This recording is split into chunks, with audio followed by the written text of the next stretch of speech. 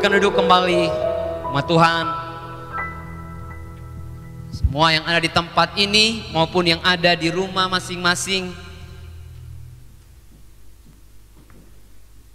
yang karena saudara ada di tempat yang jauh, saudara mengikuti lewat live streaming, saudara. Tapi kami sudah menghimbau bahwa saudara usahakan untuk datang beribadah secara onsite. Baik saudara, baik, saya sapa ke semua, shalom. Ya, shalom juga yang ada di rumah.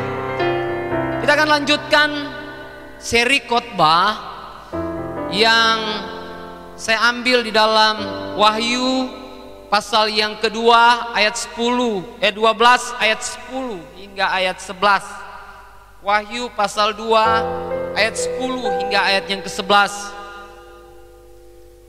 Kita sudah ada di seri yang ketiga berbicara tentang hal ini, saudara. Di sana dikatakan seperti ini, saudara.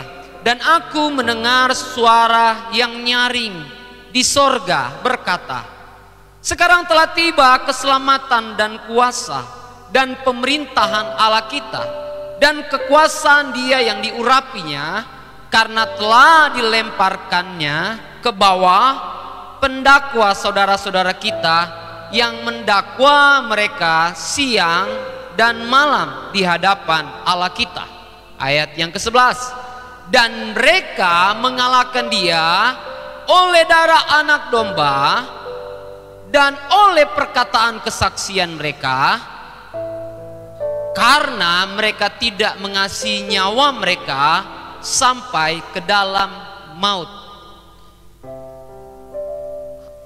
Dua hal yang pertama yang kita sudah bahas, kemenangan yang berbicara tentang kekuatan juga, yaitu pertama bicara tentang darah anak domba Allah yang saya singkat menjadi karya Injil atau karya Yesus yang disebut dengan Injil. Jadi kekuatan atau kemenangan Injil yang pertama. Dan yang kedua, kita sudah pelajari tentang oleh perkataan kesaksian mereka. Dan kita sudah belajar juga bersama-sama tentang kemenangan kesaksian atau kekuatan daripada kesaksian itu.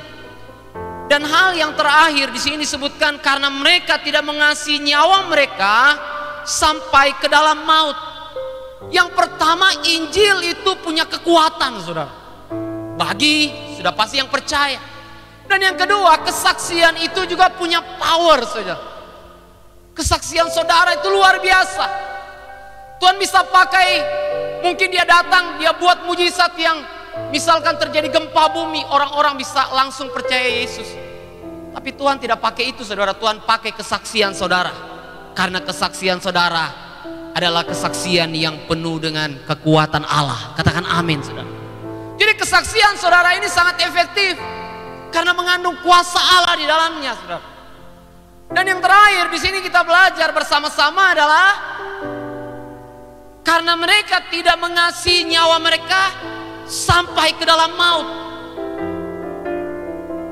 Kalimat ini hendak berbicara tentang orang-orang yang bukan hanya percaya, tapi orang-orang yang punya visi dalam hidup mereka, punya misi dalam hidup mereka.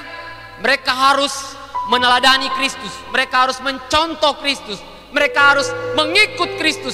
Sama seperti Kristus, dari awal dia datang untuk keselamatan banyak orang, untuk mati di kayu salib, dan bahkan dia betul-betul bisa menyelesaikan sampai di titik terakhir. Dia berkata, sudah selesai.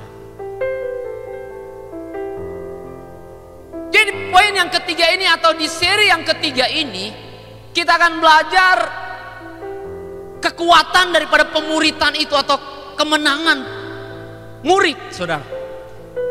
Kalau kita melihat hari-hari ini ketika kita menginjili orang, saya tidak tahu saudara waktu saudara menyerahkan diri kepada Tuhan, saudara sudah dengar penginjilan seperti apa, saudara? Memang berbeda-beda halnya, saudara.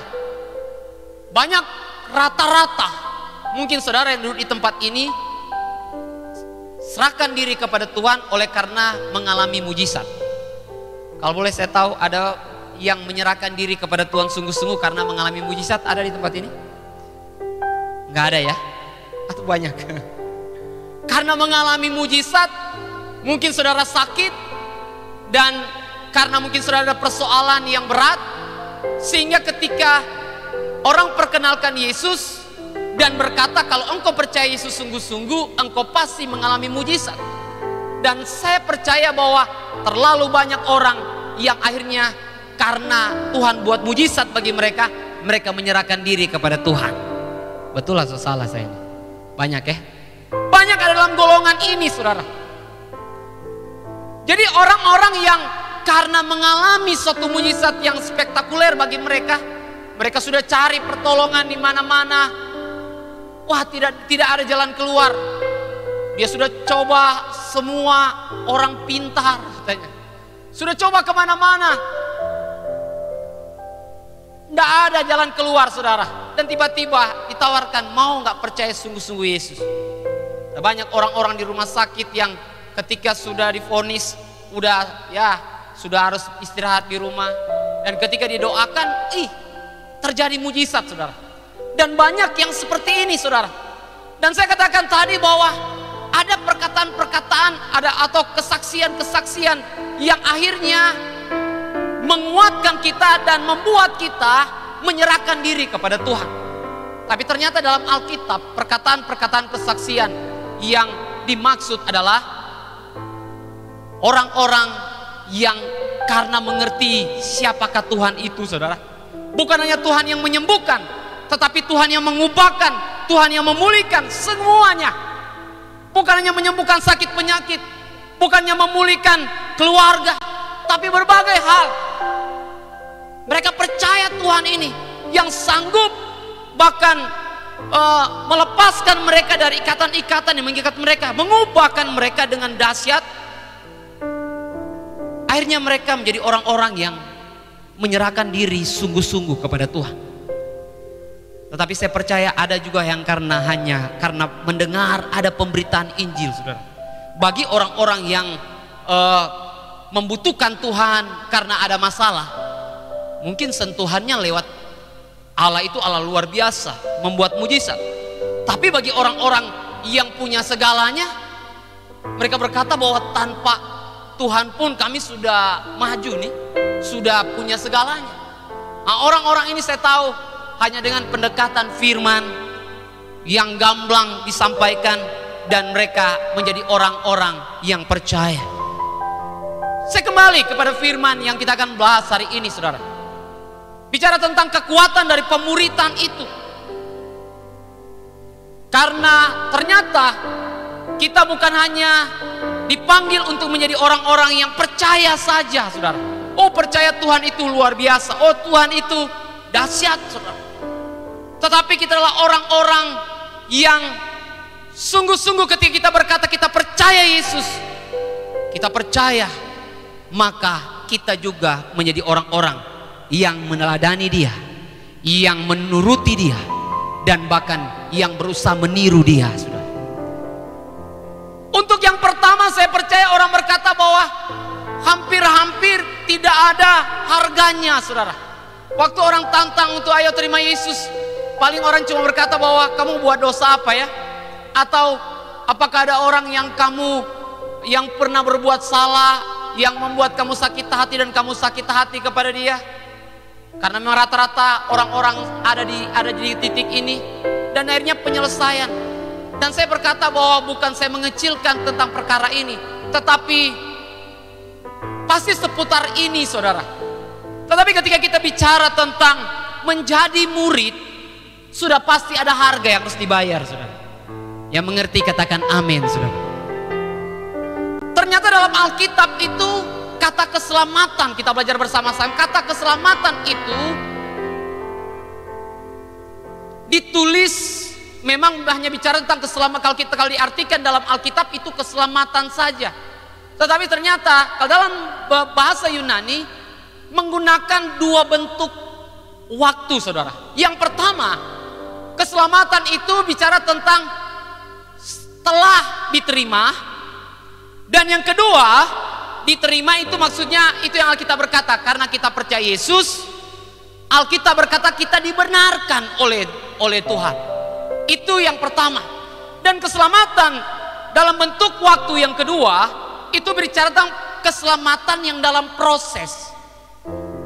Dan ini yang saya katakan tadi, kalau yang level tadi level orang percaya biasa, kalau yang dua ini bicara tentang orang yang menyerahkan diri untuk menjadi murid Kristus, yang mengikuti Kristus, bukan hanya percaya. Dan saya berkata bahwa di dalam proses keselamatan yang kedua ini, Alkitab berkata sudah ada harganya yang harus kita bayar di sini. Dan itu yang Alkitab juga dalam bahasa teologi disebutkan tentang pengudusan. Tadi pembenaran, ini pengudusan. Dan yang ketiga bicara tentang keselamatan yang akan kita terima nanti. Kalau kita bertekun selamanya, nanti kita akan terima. Dalam bahasa teologi disebutkan pemuliaan. Kita dimuliakan, kita bertemu dengan Tuhan, ada bersama-sama dengan Tuhan di surga. Itu keselamatan yang dalam bentuk yang ketiga, saudara.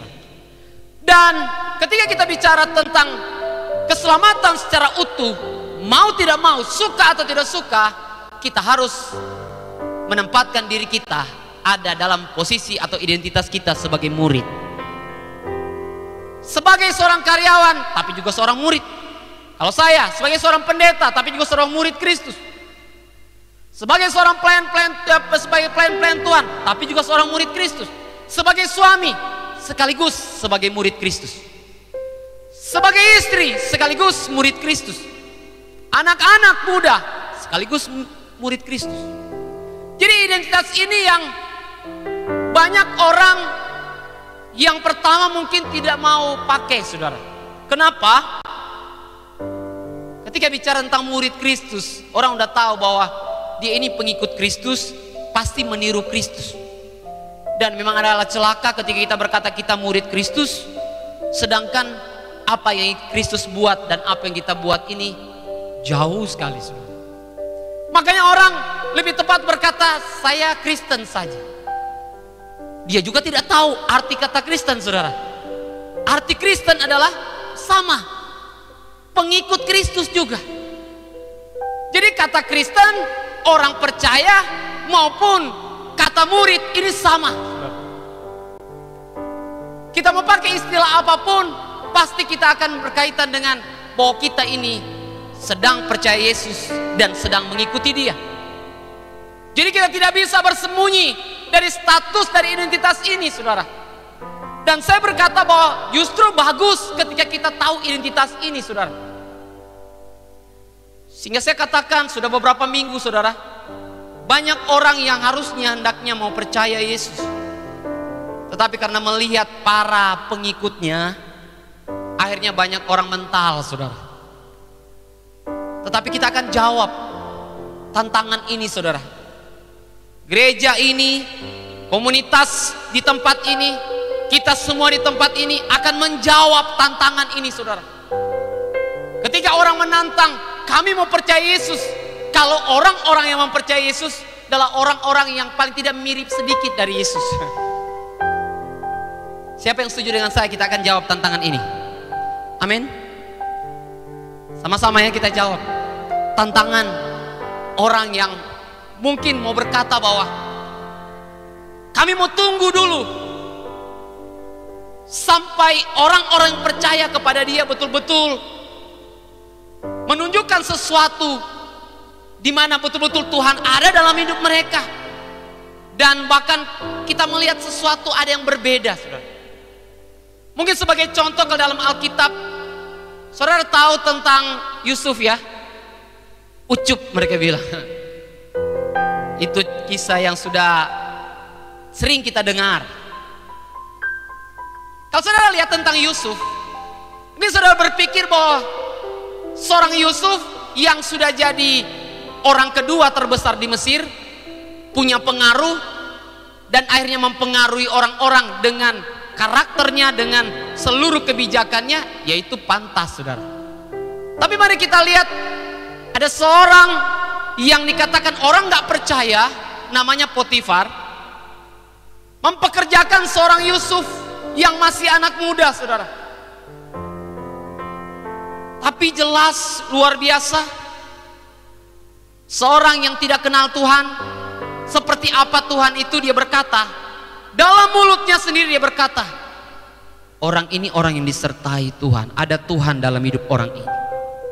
Bahasa Alkitab berkata begini, orang ini dipenuhi dengan roh yang lain katanya. Pasti ada sesuatu yang memenuhi hidup orang ini, saudara.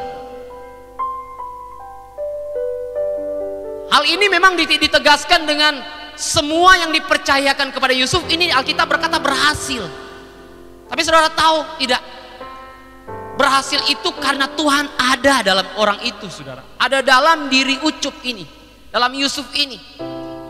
Dan jelas sekali bahwa yang melihat itu adalah Potifar yang notabene tidak kenal Tuhan. Dan saya percaya untuk itulah kita akan belajar, saudara. Berangkat dari inilah kita belajar tentang bagaimana kita harus alami kemenangan sebagai seorang murid, saudara. Sehingga ada banyak dampak yang kita akan lihat, hal-hal yang baik yang akan kita terima, tapi juga yang akan bisa dinikmati oleh orang-orang di sekitar kita, saudara. Bahkan kalau saudara melihat di dalam Roma pasal yang ke-8, di sana disebutkan bahwa banyak orang yang lagi menantikan. Roma 8 ayat yang ke-19, di sana dikatakan, sebab dengan sangat rindu seluruh makhluk menantikan saat anak-anak Allah dinyatakan. Anak-anak Allah ini bukan bicara tentang Yesus, tapi anak-anak Allah ini bicara tentang para pengikut Yesus, murid-murid Yesus, orang-orang percaya, orang-orang yang disebut Kristen. Semua lagi pada menantikan saat anak-anak Allah ini dimunculkan, saudara. Kalau dalam Alkitab perjanjian lama disebutkan bahwa kita ini disebut baitnya Tuhan. Kita ini disebutkan sebagai gunung Sionnya Tuhan. Yang kalau dalam Yesaya pasal yang kedua disebutkan bahwa mereka mencari, mau menaik di gunung Sion itu, mau datang ke baitnya Tuhan itu. Untuk apa, saudara? Mendapatkan pengajaran, mendapatkan hikmat, untuk mereka bisa mendapatkan solusi daripada masalah mereka. Kita tahu bahwa hari-hari ini Tuhan sedang membangkitkan orang-orang jenis ini, saudara. Tetapi hanya orang-orang yang mengerti dan menghidupi identitas mereka sebagai murid Kristus yang bisa menjawab ini semua, saudara. Karena itu mari kita lihat bersama-sama, saudara. Dalam waktu yang ada ini kita akan belajar, saudara. Sebetulnya banyak hal yang kita bisa pelajari, tetapi ya saya coba memanfaatkan waktu yang ada di saat ini, saudara. Matius 28 ayat 18 sampai 20. Ayat ini adalah ayat yang sangat-sangat populer bagi kita ketika bicara tentang pemuritan. Dalam Matius pasal 28 ayat 18 sampai 20, saya kembali baca bagi kita semua. Yesus mendekati mereka dan berkata, kepadaku telah diberikan segala kuasa di sorga dan di bumi.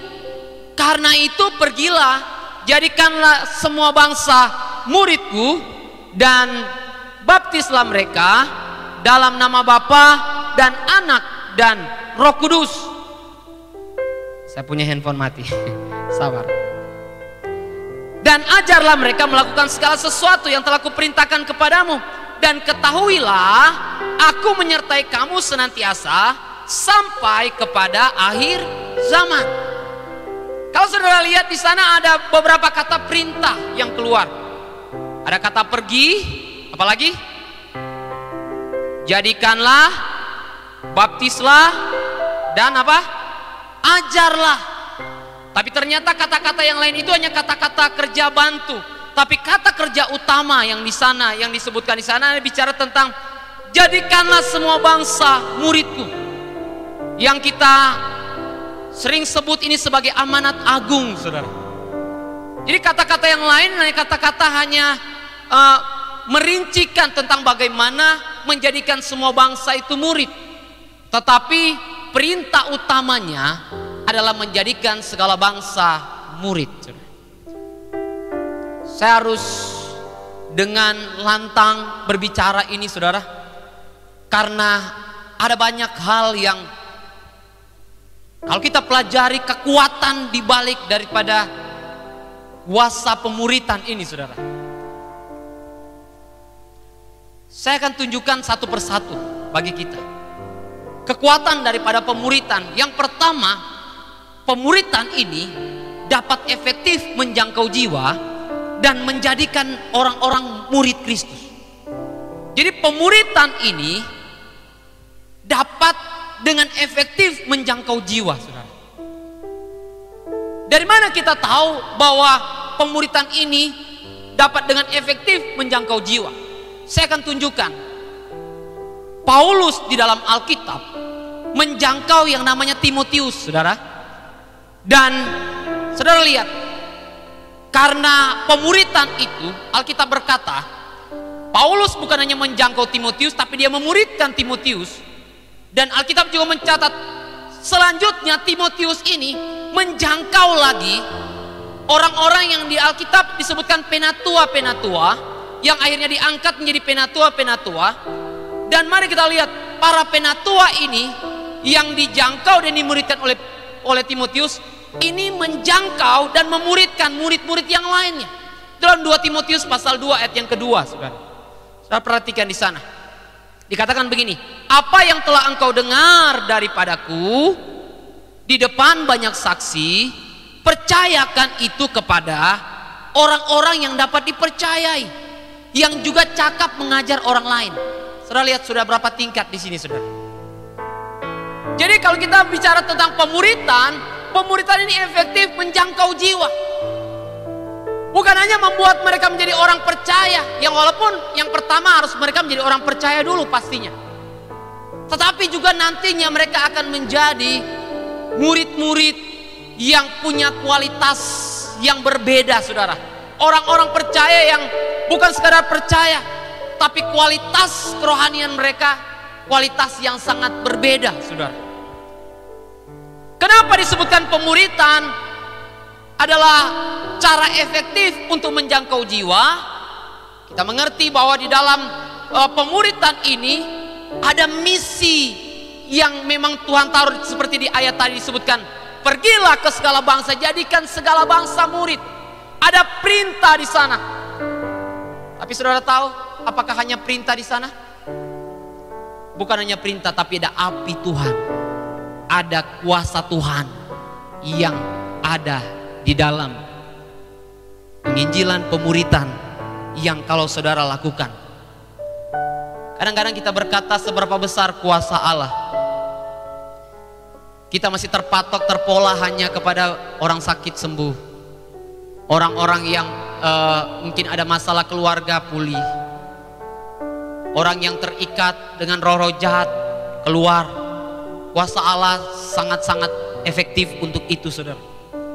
Tapi saudara tahu bahwa kehidupan yang rusak yang bisa dipulihkan sama Tuhan, saya percaya bahwa itu bicara tentang kuasa Allah yang lebih dahsyat. Siapa yang percaya bahwa mujizat perubahan hidup lebih tinggi daripada mujizat yang lain? Katakan amin, saudara. Bagaimana Tuhan mengubah Paulus, seorang pembunuh yang Tuhan ubah, saudara, yang akhirnya menjadi orang yang bukan hanya menjadi bertobat membunuh, tapi menjadi orang yang sungguh-sungguh dengan Tuhan, bahkan mengambil misi Tuhan, menjalankan misi Tuhan itu. Dan saya percaya bahwa ini bicara tentang kekuatan daripada pemuritan itu bisa maksimal untuk bisa menjangkau jiwa. Saudara, kadang-kadang kita waktu kita menyampaikan mungkin firman kepada orang-orang yang ya dalam kesengajaan kita bimbing ataupun tidak sengaja, akhirnya kita berbicara dan kita membimbing sesuai dengan firman Tuhan. Kadang-kadang kita berkata bahwa kayaknya saya cari cuma sekedar ngomong saja dan itu harusnya belum kelihatan terjadi apa-apa, saudara. Tapi percayakah saudara bahwa Alkitab berkata setiap firman yang kau sampaikan tidak pernah pulang dengan sia-sia? Amin. Ternyata firman itu bisa membuat orang itu tidak tidur. Kadang-kadang mungkin di depan kita dia berkata, kamu. Mungkin dia mencela kita, ataupun dia sengaja dia bilang, saya tidak mau dengar. Tapi saat firman Tuhan sebenarnya sudah selesai disampaikan, firman itu yang akan terus bicara bagi dia. Pasti, saudara. Jadi jangan takut dengan setiap kesaksian kita, penyampaian firman kita. Mungkin hanya ya kita sampaikan sepotong firman Tuhan saja, tapi berkaitan erat dengan hidupnya, itu sangat-sangat efektif, saudara. Jadi pemuritan efektif untuk menjangkau jiwa. Tapi bukan hanya menjangkau jiwa saja, tetapi bisa membuat mereka menjadi orang-orang percaya yang disebutkan menjadi pengikut-pengikut Kristus. Karena ada visi, ada misi yang dikerjakan, dan bahkan ada kuasa Allah, penyertaan Allah yang ada di dalamnya. Dan yang berikut, saudara, pemuritan dapat membuat dewasa rohani. Yang kita sebut dewasa rohani itu menjadi seperti Kristus. Efesus 4 ayat 11 sampai 13, bisa lihat, saudara, bisa ditunjukkan. Efesus 4 ayat 11 hingga ayatnya yang ke-13. Dan ialah yang memberikan baik rasul-rasul maupun nabi-nabi, baik pemberita-pemberita Injil maupun gembala-gembala, pengajar-pengajar. Lihat, semua ini dikatakan, semua karunia-karunia ini, mungkin ada yang bisa dikatakan bahwa itu cuma bisa mendapatkan 1, 2. Tapi saya percaya ada beberapa orang yang bisa mendapatkan karunia ini komplit, saudara. Untuk apa, saudara? Untuk memperlengkapi orang-orang kudus bagi pekerjaan pelayanan. Pertama, bagi pekerjaan pelayanan. Yang kedua, yang berikut, bagi pembangunan tubuh Kristus. Selanjutnya ayat 13. Sampai kita semua telah mencapai kesatuan iman dan pengetahuan yang benar tentang anak Allah, kedewasaan penuh dan tingkat pertumbuhan yang sesuai dengan kepenuhan Kristus. Jadi pemuritan dengan segala prosesnya, saya percaya akan bisa mendewasakan jemaat, akan bisa mendewasakan orang-orang yang kita jangkau, yang kita muridkan, dan bahkan akan bisa mendewasakan kita semua. Yang percaya katakan amin, saudara.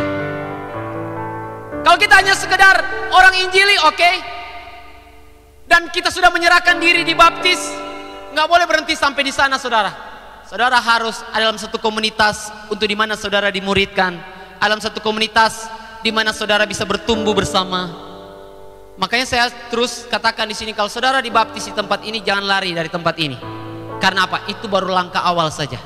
Setelah itu engkau harus bertumbuh bersama-sama, dan mari kita menjadi didewasakan bersama-sama. Pelayan-pelayan Tuhan, mungkin kita juga sudah dipercayakan dengan berbagai macam pelayanan, tapi dengar baik, kita butuh satu tempat di mana kita harus bertumbuh bersama, saudara. Karena apa? Untuk membuat kita makin hari makin dewasa, saudara. Makin dewasa ini sampai betul-betul kedewasaan ini bertahap, itu bisa teraplikasi, saudara. Bukan dewasa karbitan. Ada dewasa karbit ya. Tiba-tiba tua, saudara. Soalnya ada di sini. Pasti bertahap, saudara. Maka saya katakan tadi proses. Prosesnya apa? Dimulai kencang dulu, terus mulai lihat dia di muka ini, wih, sudah mulai ada kerutan-kerutan. Pakai obat, kasih kencang, urut, pakai urut. Apa ini mereka bilangnya? Tetap lama-lama juga tetap dia susut lagi. Karena memang tidak bisa, saudara. Ada teknologi yang bisa buat mungkin, tetapi tetap kita tidak bisa mengelak dari pasti tua, saudara. Itu secara jasmani, tapi secara rohani bagaimana? Secara rohani Tuhan mau makin hari kita makin dewasa, saudara. Makin hari kita makin seperti Kristus. Itu yang Alkitab berkata, makin hari kita makin meniru Kristus. Karena Kristus adalah idealnya tentang dewasa rohani, itu seperti Kristus, saudara. Mungkin saudara bertanya, apa kriteria dewasa rohani? Orang dewasa rohani kriterianya saya bilang cuma satu saja. Seperti Kristus ketika dia berkata bahwa makananku adalah melakukan kehendak Allah dan menyelesaikan pekerjaannya. Itu dewasa, saudara. Kalau tidak dewasa begini, makananku adalah semua yang enak-enak, yang menyenangkan saya. Itu buat saya semua itu. Itu saya katakan tadi, orang yang bahkan dikatakan bukan hanya kurang dewasa, tidak dewasa. Tapi seperti Yesus, dia berkata, makananku adalah yang aku lakukan setiap hari, melakukan kehendak Allah. Dalam dia berkata melakukan kehendak Allah, pasti dia sudah sangkal semua egonya. Dia sudah sangkal semua kepentingan-kepentingannya, saudara.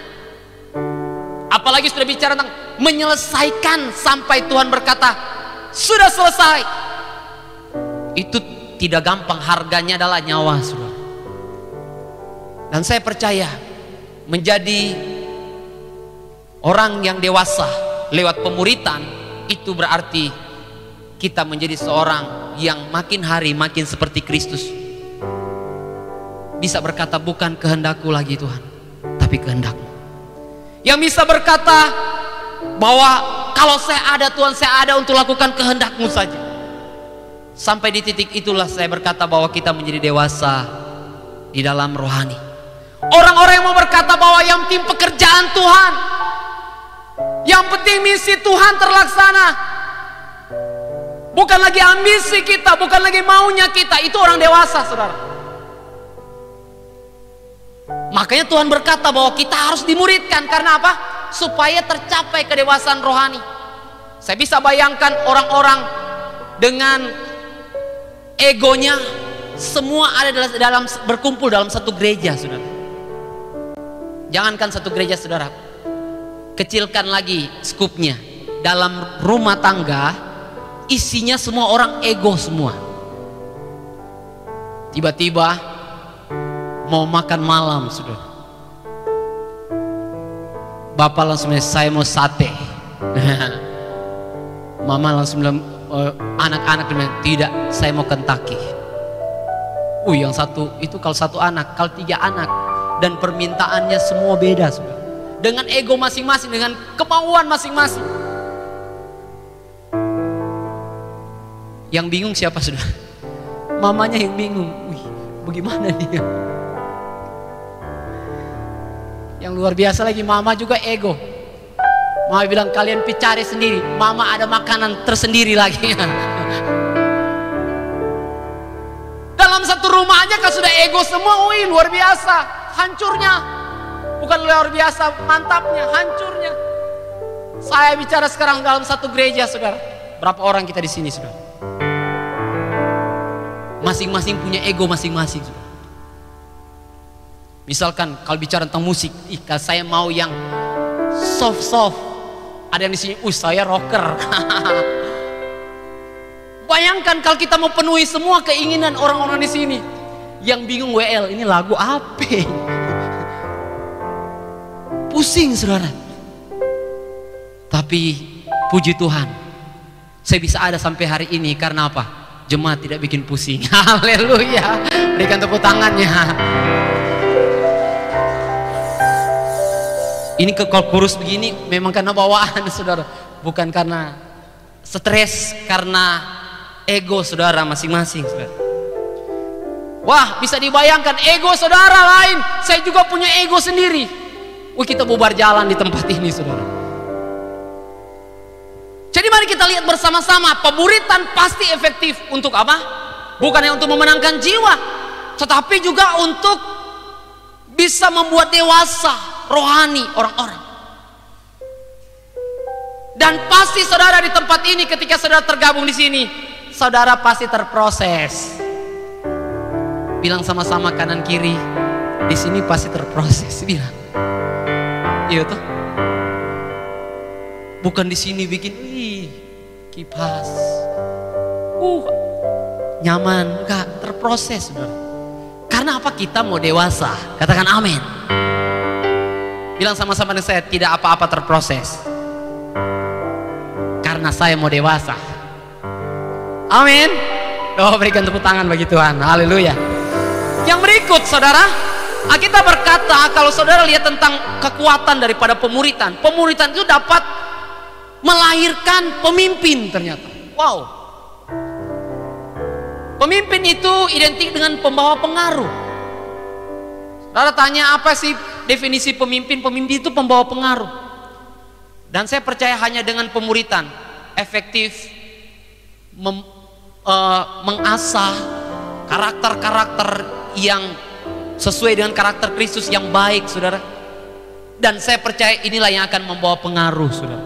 Karakter kasih, karakter kekudusan, ini akan memberikan pengaruh.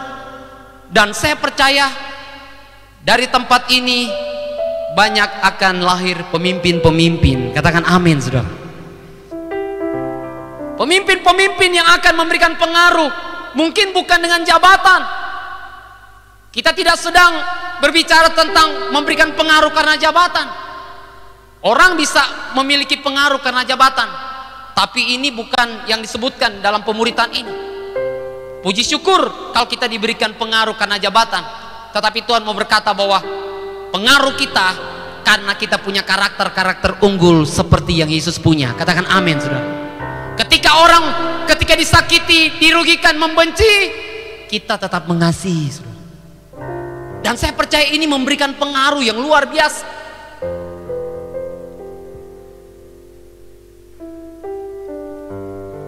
Kalau kita mempelajari tentang kisah tentang pemimpin melahirkan pemimpin ini, saudara, Alkitab berbicara banyak sekali tentang hal ini, saudara.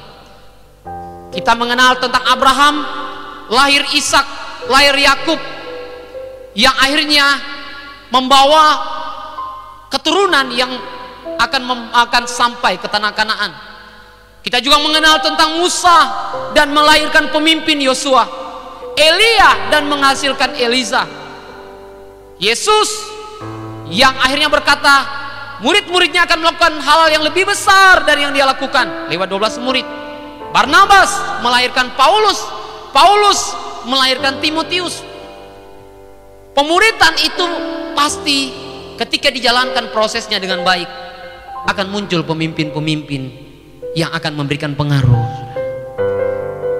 Selanjutnya, yang keempat, pemuritan efektif memaksimalkan karunia, kecakapan dan talenta. Kalau saudara perhatikan dalam Matius pasal 10 ayat 7 sampai 8, di sana Yesus menyuruh atau memerintahkan murid-muridnya pergi dan beritakan Injil kerajaan sorga sudah dekat. Dia berkata, sembuhkan orang-orang sakit, bangkitkan orang mati, tahirkan orang kusta, usir setan-setan. Kalau saudara perhatikan selanjutnya dalam Lukas pasal 10 ayat 17, 18, Alkitab berkata, kemudian ke-70 murid itu kembali dengan gembira dan berkata, Tuhan, juga setan-setan takluk kepada kami demi namamu. Lalu kata Yesus kepada mereka, aku melihat iblis jatuh seperti kilat dari langit, saudara. Jadi ada dalam pemuritan, kita percaya bahwa itu akan bisa memaksimalkan karunia, memaksimalkan kecakapan dalam talenta kita, saudara. Jadi kalau saudara tidak tergabung, tidak dalam satu komunitas pemuritan, dalam gereja di mana saudara dimuridkan, saudara tidak akan bakalan maksimal dalam karunia, dalam talenta dan berbagai kecakapan-kecakapan yang Tuhan berikan sesuai dengan karunia dalam Alkitab, saudara. Dan yang berikut, yang kelima, saudara, pemuritan memungkinkan karya Roh Kudus yang tak terbatas. Makanya Tuhan berkata, pergi ke segala bangsa, jadikan semua bangsa murid, dan percayalah aku menyertai engkau. Dan jelas sekali penyertaan ini berbicara tentang Roh Kudus yang ada dalam setiap pemuritan. Roh Kudus berkarya dengan tanpa batas, saudara. Kalau saudara lihat dalam Kisah Para Rasul 14 ayat 21 sampai 28, bagaimana dalam karya pelayanan Paulus dan Barnabas, Tuhan membuat banyak sekali mujizat, saudara. Banyak murid yang dihasilkan, dan saya percaya itu hanya karena karya Roh Kudus saja. Yang keenam, pemuritan mendatangkan yang namanya sukacita, damai, sejahtera yang sejati, saudara. Kita kadang-kadang terkecoh dengan dunia ini, berpikir bahwa kalau kita punya segalanya kita akan bersuka cita. Kalau kita punya penghasilan lebih tambah lagi sedikit, pasti ada damai, saudara. Tapi ternyata itu damai yang palsu, saudara. Ketika gejolak terjadi, sukacita kita mulai berkurang, damai kita mulai berkurang. Tapi saya percaya pemuritan adalah kehendak Tuhan, membawa kita kepada rencana Tuhan, kepada kehendak Tuhan. Dan ini yang berkata ada sukacita dari dalam yang terus akan makin hari makin melimpah dalam hidup kita, saudara. Sekarang pertanyaan, langkah-langkah praktis apa, saudara, yang membuat kita bisa menjadi murid yang berkemenangan? Dalam beberapa menit yang tersisa ini saya sampaikan bagi kita semua. Yang pertama adalah yang pasti menjadi murid yang bukan hanya bertumbuh ke arah seperti yang Tuhan rencanakan, tetapi juga yang bisa menghasilkan orang-orang yang akhirnya menjadi murid Kristus yang sama. Kita seperti menyalurkan sesuatu yang ada dalam hidup kita yang kita terima dari Tuhan kepada orang lain. Pertama, hanya bisa terjadi kalau kita tinggalkan dosa, saudara. Ketika saya berbicara tentang tinggalkan dosa, mungkin ada yang menjawab dari rumah atau dari tempat ini, Pak Pendeta, saya sudah lahir baru, Pak. Saya sudah tinggalkan dosa. Saya bisa katakan bahwa itu benar, engkau sudah lahir baru. Tetapi ternyata orang-orang banyak masih menyimpan, ada yang dosa yang mereka bungkus rapi-rapi, saudara. Bungkus rapat-rapat, sampai saking dibungkus rapat-rapat, disimpan rapat-rapat, orang ini sendiri sudah lupa, saudara. Saudara pernah pikir itu? Ada satu barang yang saudara, padahal barang berharga nih, sudah saudara bungkus dan simpan, akhirnya saking saudara sudah simpan, mungkin sudah terlalu sulit supaya tidak diketemukan sama orang, akhirnya engkau sendiri tidak akan menemukan lagi, saudara. Saya berharap hari ini Roh Kudus berbicara bagi kita. Hal apa yang kita masih punya? Kesombongankah? Keminderankah? Dosa sakit hatikah? Dosa sudah tersinggung dengan orangkah? Apapun yang masih ada dalam hidupmu, yang Alkitab berkata bahwa itu menjadi hambatan untuk Roh Kudus bisa bekerja dalam hidupmu lebih lagi, hari ini kita mau berkata, kita mau lepaskan. Katakan amin, saudara. Saya tidak sedang berbicara lebih detail lagi, tetapi saya percaya bahwa Roh Kudus akan bicara bagi kita. Hal apa dalam diri kita yang menghambat kita? Karena ini akan bisa sulit untuk kita melangkah ke fase berikut, saudara. Ketika kita sudah menanggalkan dosa, menanggalkan ikatan-ikatan. Ada orang-orang pelayan Tuhan yang juga masih nonton pornografi, saudara. Ada nggak, saudara? Ada ya? Pasti ada ya. Tidak semua, saudara, memang, tetapi ada. Hari ini tinggalkan. Dan yang berikut, baru kita muncul ke tahap berikutnya, komitmen total untuk ikut Yesus, saudara. Kalau ada sesuatu yang masih mengganjal kita tidak mungkin komitmen total untuk mengikuti Yesus. Berapa banyak kita pernah menemukan dalam diri kita, saya juga pernah mengalami itu, saudara. Setengah hati melakukan sesuatu, sekalipun itu perintah Tuhan, tapi setengah hati, saudara. Ada nggak yang pelayanan setengah hati? Ada ya? Saya terkesan dengan beberapa orang yang ketika melayani mereka berkata bahwa waktu kita melayani, mari kita berikan yang terbaik. Anggap ini kesempatan terakhir kita melakukan yang terbaik bagi Tuhan. Ada orang-orang yang bersedia untuk capek, saudara. Seperti saya katakan, teman-teman yang ada yang melayani tempat ini, latihan sampai berjam-jam, saudara. Tapi saya percaya kalau orang yang komitmen total dengan Yesus tidak akan pernah berkata, "Ih, capek ya." Tidak akan pernah hitung untung rugi. Tidak akan pernah mulai di dalam mereka, sebetulnya mereka sudah membackup hati mereka karena hatinya penuh nggak gampang tersinggung saudara. Tapi coba kalau yang setengah hati, nggak disalami aja langsung minggu depan nggak datang lagi. Orang kalau setengah hati gampang sekali untuk mundur saudara. Tetapi kalau orang-orang yang sepenuh hati saudara, orang-orang ini muka tembok, saya berkata. Orang nggak dihargai pun dia bilang tetap saya maju terus. Dan saya percaya dari tempat ini ada orang-orang jenis begini. Katakan amin. Tuhan senang dengan orang-orang jenis ini saudara. Nggak terpengaruh dengan keadaan, nggak gampang sakit hati, memilih untuk saya mau maju. Walaupun ada orang-orang yang memang mengecewakan, saya tetap pandang Yesus, saya akan tetap maju iring Yesus. Ternyata dibutuhkan komitmen total. Karena komitmen total, sepenuh hati ini membackup hati kita sendiri saudara. Baru kita melangkah ke berikut, doa sudah pasti.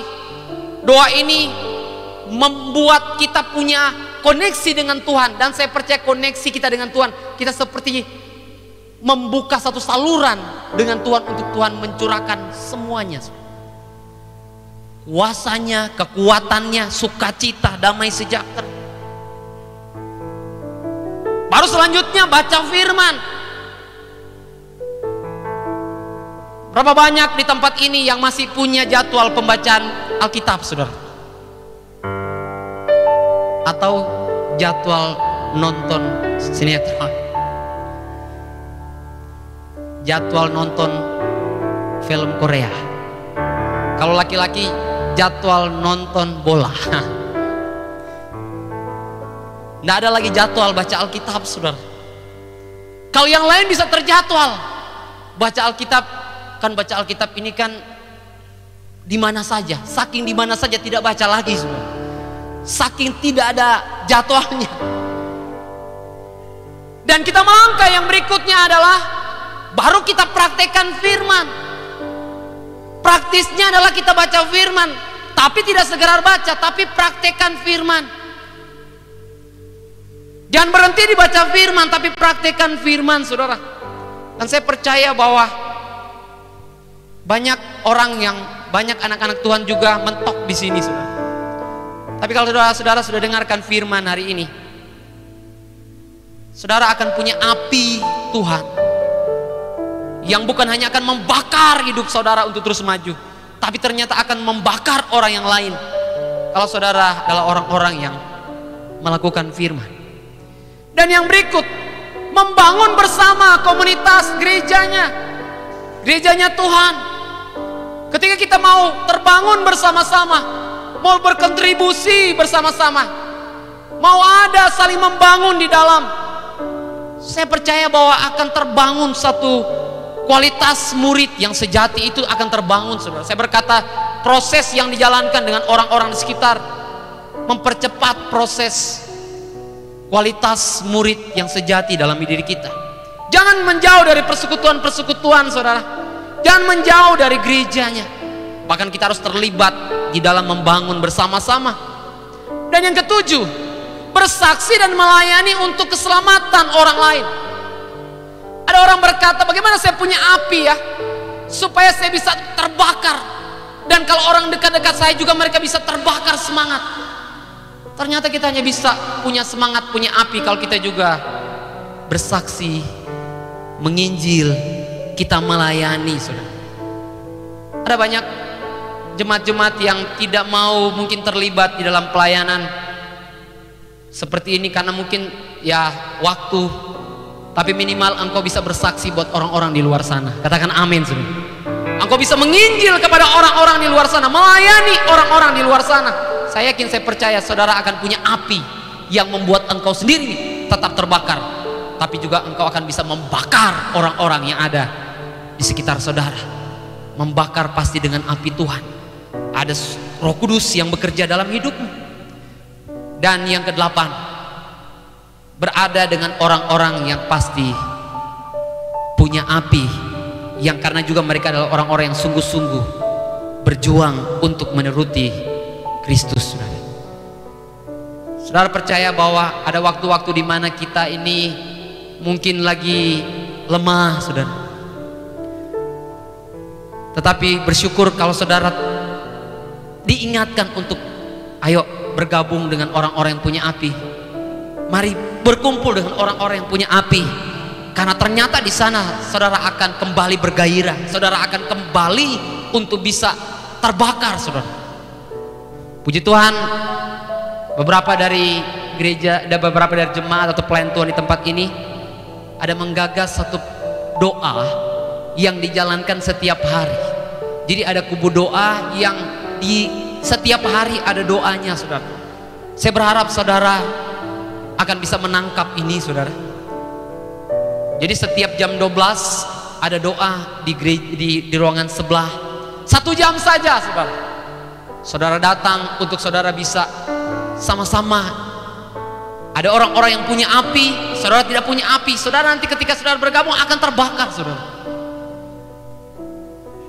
Mari saya mengajak kita semua, karena kita akan menjadi orang-orang yang Tuhan berkata lagi dinantikan oleh banyak orang, supaya lewat hidup kita, bukan hanya kita yang terbangun, kita yang didewasakan, kita menjadi orang-orang efektif sesuai dengan rencana Tuhan, tetapi kita juga dapat mulai membawa orang-orang, mempengaruhi orang-orang di sekitar kita, memuridkan orang-orang untuk paling tidak berada satu visi, satu semangat dengan kita-kita yang hari-hari ini sungguh-sungguh dengan Tuhan. Sekali lagi saya mengajak kita semua, saudara, lewat penyampaian firman Tuhan hari ini,